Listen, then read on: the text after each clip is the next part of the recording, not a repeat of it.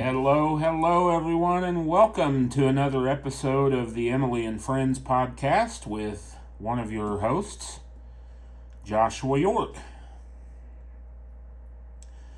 I hope all of you are doing well and having a blessed weekend. Gosh, it's hard to believe we're about to the end of summer. Where'd the time go? Can't we just make it slow down? We know we can't. But anyway, just enjoy what we have left of it. That's all we can do. And be thankful, as we always should, for all of the many blessings we have in this life. Our friends, our families, and so much more. So, anyway, in today's episode, I'm going to share with you how I'm able to play the piano. That was actually me playing Amazing Grace on my Roland digital piano. As you probably could tell by the way the keys were clunking, but I'm going to turn it on down so that you guys can hear what I'm saying. That's my digital piano, and it was bought for me by my parents under very different circumstances after getting struck in the leg by a hubcap back in 2006 on Veterans Day, of all days.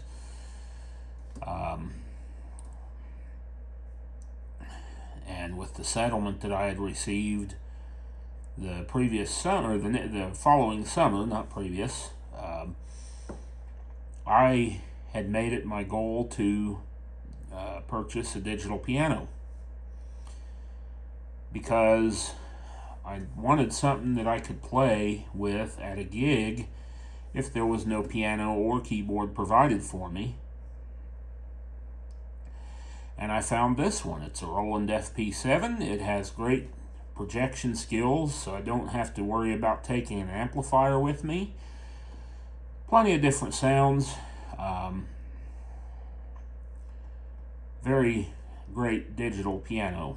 I wish and hope that Roland will make their app more accessible for people who are blind, because the last time I tried it, it was not very accessible, and so hopefully it's something they'll fix. But of course, my digital piano won't support that app anyway. But still, I enjoy playing it. It's a lot of fun. So, how can a blind person learn to play the piano? It's a very good question, and one that can be easily answered.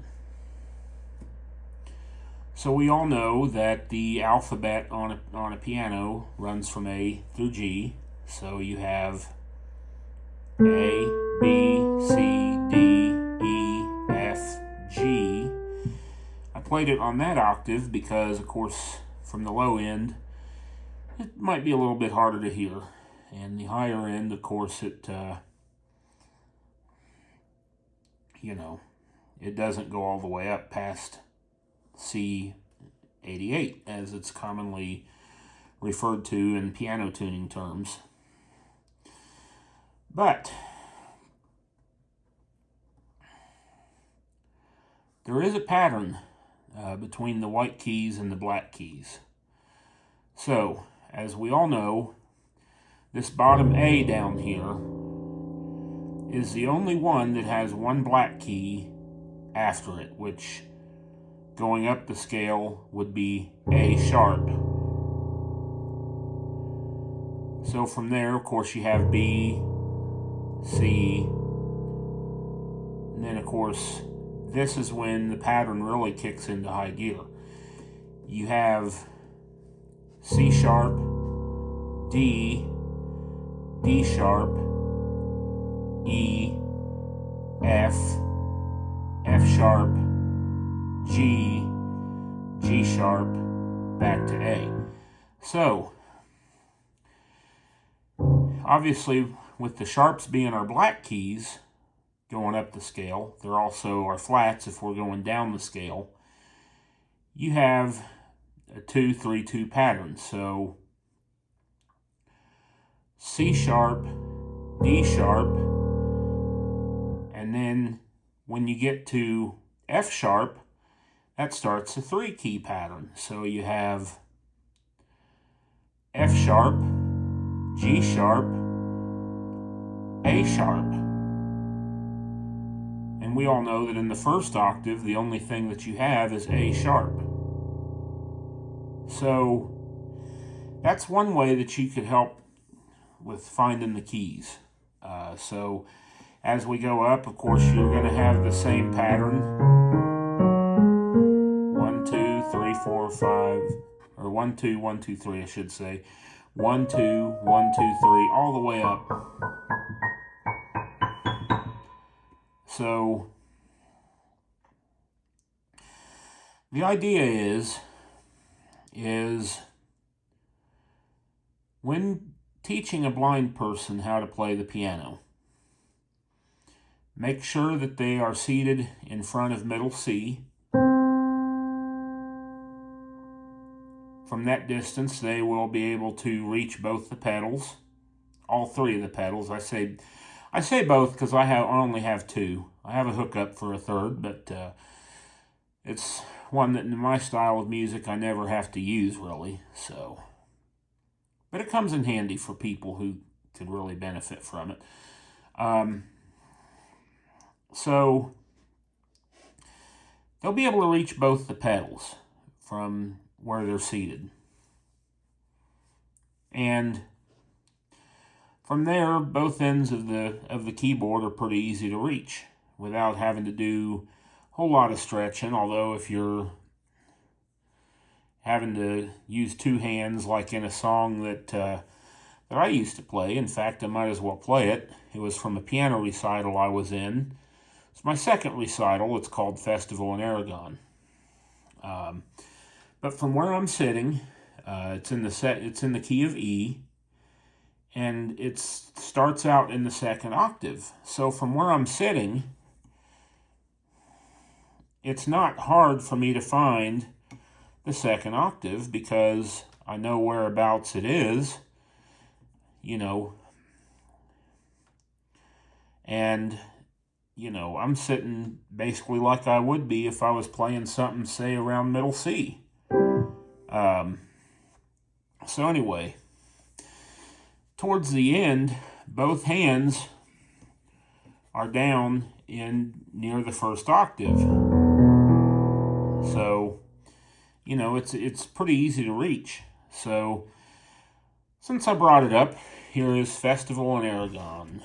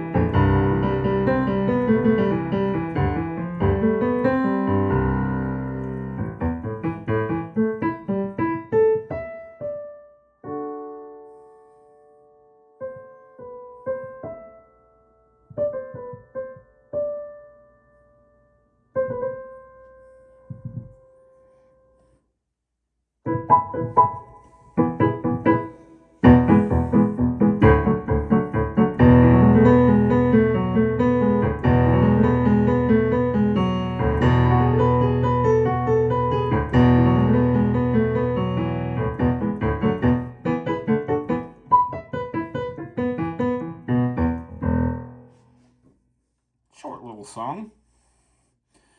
But as you could see, it wasn't really from here to here, or even if I had to come up to here, it's not really so much of a stretch that you can't manage it. So it's one of those that positioning is everything. Um, Making sure that you're centered with middle C is always the way to go. Um,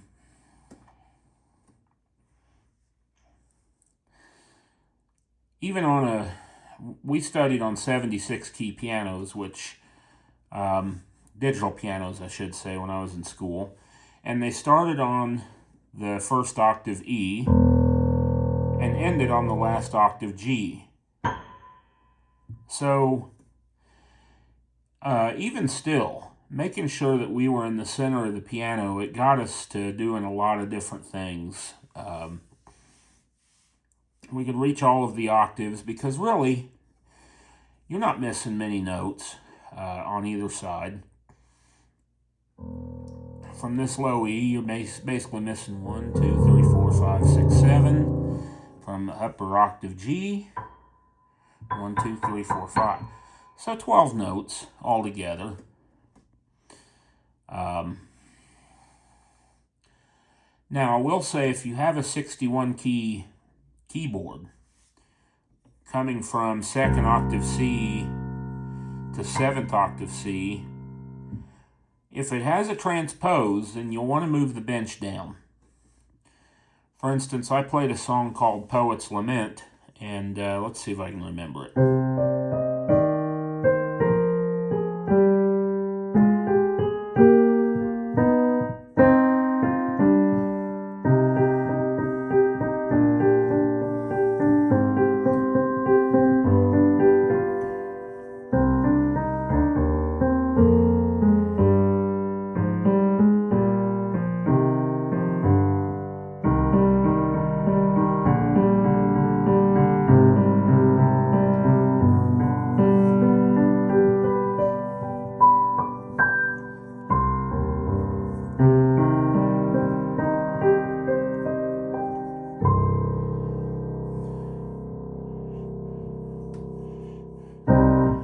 I think it went something like that. I don't remember exactly how the ending went, but we needed this first octave C. So what I would do in that situation is I would transpose my keyboard, because I had a 61 key at home. I would transpose my keyboard to a lower octave, which meant that I needed to move my bench down to where middle C would be as a transposition. So, let's say a 61 key keyboard goes from 2nd octave C to 7th octave C. Well, if I transpose it down by an octave, I'm starting at 1st octave C, and the last note is 6th octave C. In the same way, if I needed these upper notes, which I didn't for a lot of the songs that I played,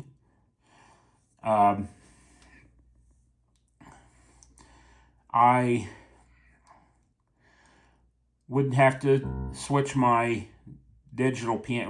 keyboard from this octave up to this octave, which meant that I needed to scoot my bench to the right in order that I could get middle C where it needs to be. So those are some ways that you can work around various situations. I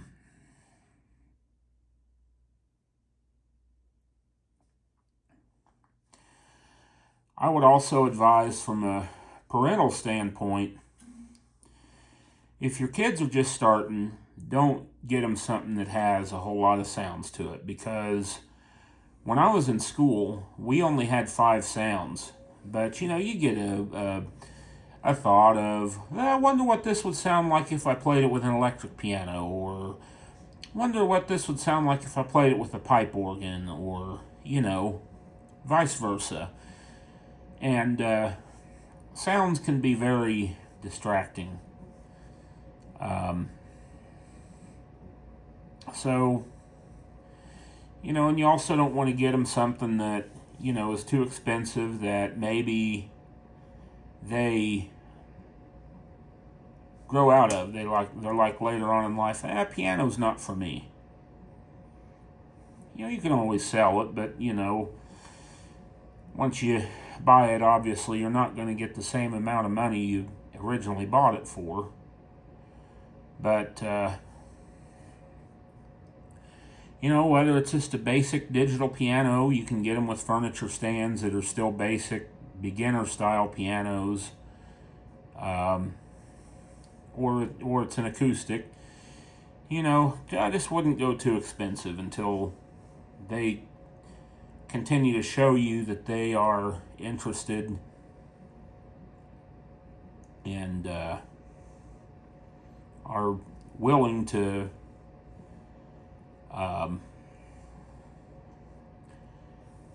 stay invested, and that they're willing to put the work in to do what they need to do and to learn the songs that they need to be learning.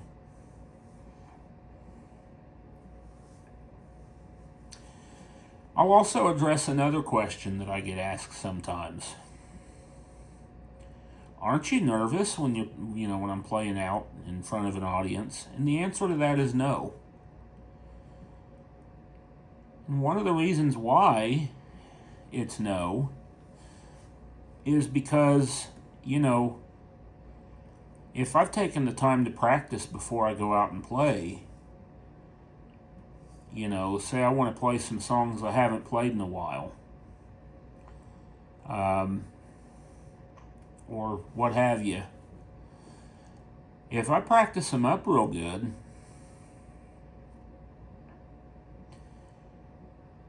sitting in front of that piano, all the notes are the same, It more times than not, unless you have a Bösendorfer concert grand piano that has the extra notes on it, you're going to start with this first octave A, and you're going to end on the 8th octave C. So everything that I do at home in terms of practicing, I'm going to look to replicate in front of a piano. So that's what helps me to not be nervous about it.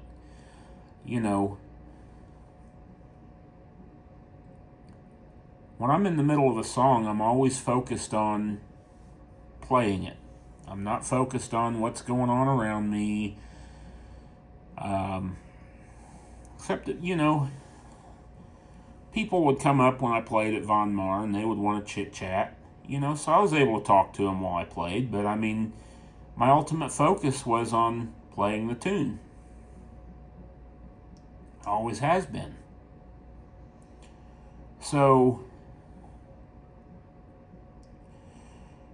yes, the audience is there, but at the same time, you also know your literature, you also know your music, and you know how it's supposed to be played, and you try to play it to the best of your ability.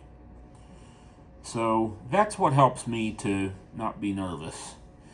And I really don't even think much about it when I'm playing. I'm just out there having a good time, especially if it's a well-regulated piano or a fine digital piano, such as the one I'm sitting in front of. I'm having fun. And there's nothing better than to get done playing and feel like, wow, that was fun. And, so my advice to anyone who's starting out, just have fun with it. The notes are the same. Whether you're sitting in front of the piano at Carnegie Hall or you're doing it for a small gathering of family members or friends or what have you, just have fun. Just always give it the best that you have. And don't think that you have to be perfect. I'll tell you, there was I'm a huge Frank Sinatra fan. And the one thing that I will tell you is there's a concert that he performed in Sydney, Australia. He wasn't too excited with how the song In the Still of the Night got started up. And he stopped the orchestra and, they started it off again, and he was more satisfied with it, But he apologized to the audience. And, the audience, they applauded him, and, that was just Frank wanting to put his best foot forward. So, if you're starting out and you make some mistakes, or, you're not perfect with it, don't beat yourself up about it. You'll get there.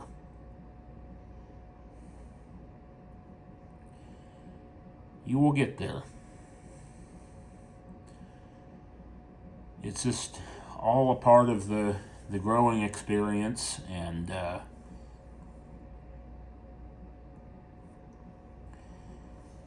it's like anything else. You have to be invested. You have to be willing to be given constructive criticism.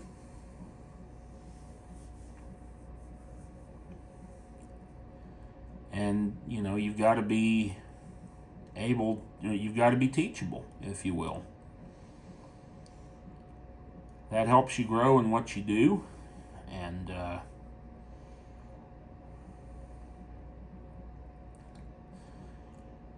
it definitely will help you not only with playing piano, but with life in general. If you're willing to get good at it, you're going to be willing to put in the time and the effort. So,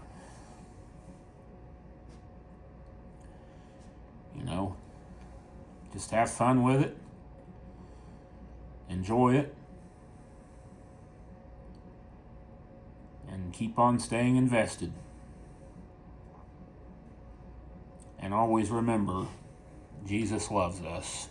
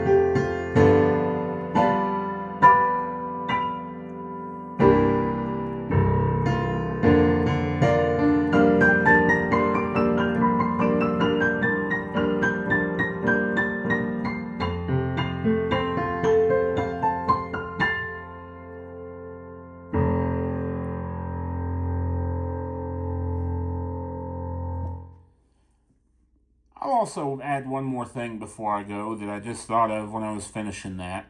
That'll be the final song that I play for today, but people ask me how I'm able to learn by ear.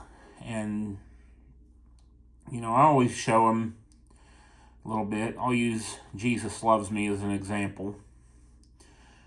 So what I usually do, so I'm not cramming too much in at once, is, because part of it is not just hearing the note, it's also about getting your fingers used to playing in the same sequence that you're hearing.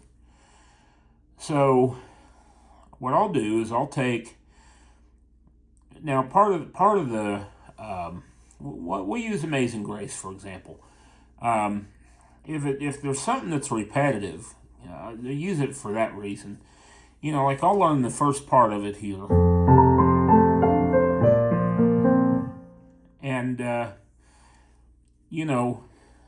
since I know it repeats, I know there's really nothing new at that point to learn. So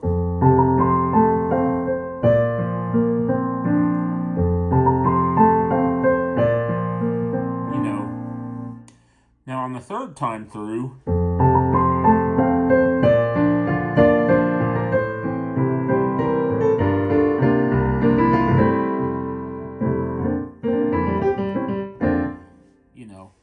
I kind of played it the way I did there for, just to get through. But, so what I'll do is, from there I might, so I might, play, I'll learn the other parts. Like I'll go,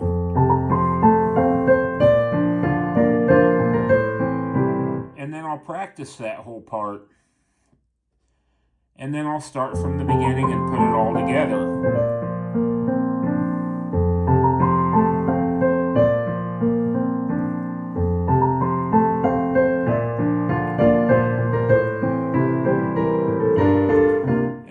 I'll just keep learning and putting it all together. And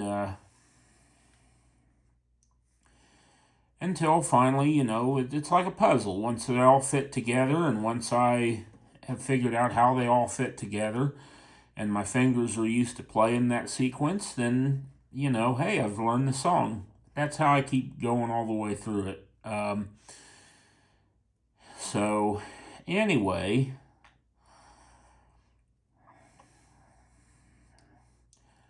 I hope that all of you have enjoyed this podcast. And for now, I will say that this is